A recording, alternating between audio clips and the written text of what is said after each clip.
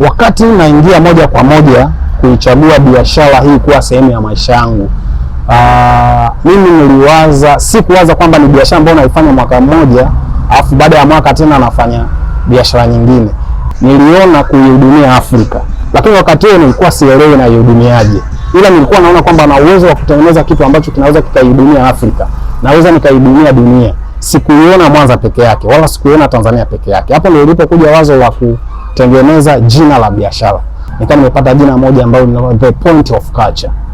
Wakati natengeneza The Point of Culture, mimi kwenye akili yangu nilikuwa nalenga kwamba ni eneo moja ambalo litakusanya vitu tofauti tofauti au huduma tofauti tofauti zinazohusiana na masuala ya kitamaduni. Wakati naendelea kupata mafunzo tofauti tofauti ya ujasiriamali, watu walituambia kwamba unaweza ukabrand jina, unaweza ukabrand logo, mwisho wa siku ikaja ikachukuliwa na mtu mwingine, akaitumia mtu mwingine, na mwisho wa siku kama umefanya kazi ambayo haina maana. Hapo ndio nilipochukua hatua za kwenda kuisajili moja kwa moja BRELA, nikaisajili The Point of Culture. Baada ya hapo sikuchoka, kwa kuwa tayari nilikuwa niko kwenye chumba nimepanga tayari, kabidi nifanye utaratibu wa kusajili biashara yangu, nikasajili, nikaingia kwenye mfumo wa kulipa kodi.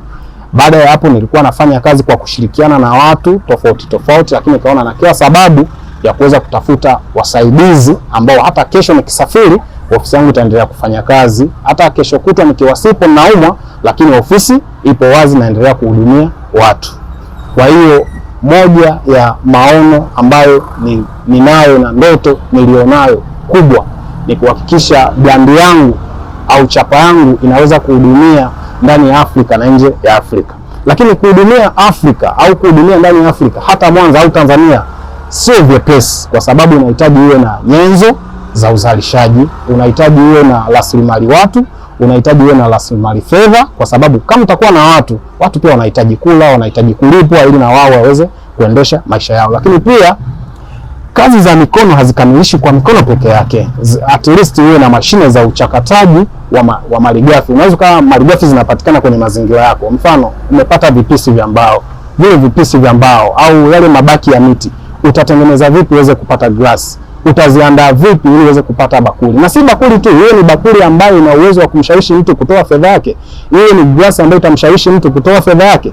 Kwa hapo ndipo ambapo unaona tuna uhitaji wa nyenzo, mfano kama mashine, vitendea kazi ambavyo vinaweza vikasaidia, mfano kama eneo ambalo linatosha labda kuweka hata karakana ndogo, uweze kulipata, uweze kupata vijana, uwape skills, waelekeze vinavyotakiwa kufanyika, ili pia uweze kuwa na ile production kubwa. Hata ukipata wateja kadhaa, ukipata tenda, mfano hoteli, ukipata tenda kutoka kwa wafanyabiashara, uwe na uhakika kwamba ile bidhaa itaenda kuzalishwa kwa wakati, bidhaa nzuri, yenye ubora, yenye muonekano mzuri, yenye kushawishi sokoni, yenye kuwa na mvuto, iweze kutengenezwa kwa wakati na mteja husika aweze kuhudumiwa kwa wakati. Niliingia kwenye mfumo moja kwa moja wa kulipa mapato, kwa sababu nimekuwa nikisikia elimu inayohusiana na kodi na nini, kwamba hizi kodi tunazozitoa ni kodi pekee ambazo pia zinaenda kusaidia kwenye kununua madawa hospitalini, kujenga shule, kutengeneza barabara, kurekebisha barabara ambazo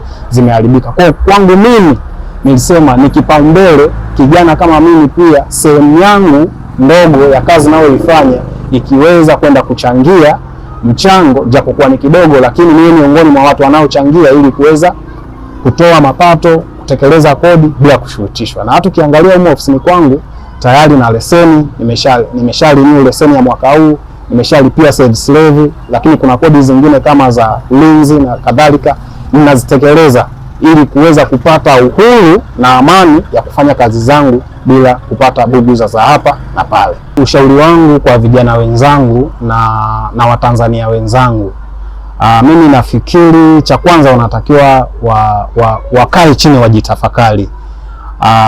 Ni kweli yawezekana maisha yakawa ni magumu kiasi hicho kulingana na wanavyoyaona, lakini mimi naweza nikasema kwamba maisha sio marahisi na maisha sio magumu. Kwa anayeelewa atanielewa na maanisha nini. Ni kwamba ukiwa hauna unachojishughulisha nacho chochote, lazima maisha uyaone ni magumu na hayaelezeki. Lakini ukiwa una kitu chochote ambacho unajishughulisha nacho kwamba kina uwezo wa kukuingizia fedha hata kidogo kidogo, walau hata shilingi 1000, 2000 na kuendelea, utaona kuna wepesi wa maisha, kwa sababu utakapokuwa na uhitaji wa fedha hata kidogo 2000, 5000 itakuwa ndani ya uwezo wako kutokana na kazi unayoifanya. Sasa vijana wengi wana lile wimbi la kuhitaji kuajiriwa. Kuajiriwa ni kweli, lakini sasa hivi hata wanaoajiri wanaangalia vigezo. Mfano hata mimi mwenyewe nikihitaji mtu wa kumwajiri haraka haraka, lazima niangalie ana uwezo wa kutengeneza vitu ninavyovitengeneza. Yaani kabla mimi sijakufundisha, naangalia kwanza at least unaweza hata kushona cherehani. Maana naamini kazi yangu ni ya kushona. Haya, je, nikikuweka hata kwenye cherehani una uwezo wa kushona? Kwa nikianza kuona hauna uwezo wa kushona cherehani, at least una uwezo wa kushona shanga, kwa sababu sisi tuna vitu vya shanga tunashona. Nitakuuliza una uwezo wa kushona shanga? Unaona? Lakini pia ukishindwa kushona shanga nitakuuliza, je, una idea hata ya kufuma vitu kwa kutumia kolosia? Kwa sababu ndio kazi zangu. Una uwezo huo? Hauna uwezo wa kufuma kolosia. Je, una uwezo hata wa kusuka? Kwa sababu huko ndani kama mnavyoona tuna vitu vya kusuka kama mikeka, tunasuka viti, tunasuka vitu tofauti tofauti. Ili at least ni kuweke hapa tuelewane kwamba nitakulipa kidogo huko na ukiendelea kuzalisha, na mimi utakachokizalisha kitaingia sokoni, tutapata fedha na mimi pia nitapata fedha ya kukulipa. Kwa cha kwanza wao wajitambue, cha pili wao nafikiri lawama zisiwe nyingi, ila wao wachukue hatua. Kama hauna ujuzi, kusoma mpaka form 4 ni kama hauna elimu kwa dunia tulionayo sasa hivi. Kwa hiyo elimu tunayoisoma shuleni ni nzuri, lakini ukija duniani unakuta pia ile elimu kuna namna haifanyi kazi. Kwa hiyo unatakiwa at least uwe na uwezo nje ya hapo, uwe na uwezo labda wa ujuzi, uwe mtundu, labda hata kwenda kwenye garage za pikipiki, uwe na uwezo wa kushika spana na kufungua, lakini uwe na uwezo pia wa kutumwa. Sasa vijana wengi pia hawapendi kuwa chini ya vijana wenzio, lakini vijana wengine pia unakuta wanatamaa, yani ameanza kazi leo anataka kesho, au anamiliki ofisi yake, au anamiliki gari, au anamiliki nini, lakini maisha ni mchakato.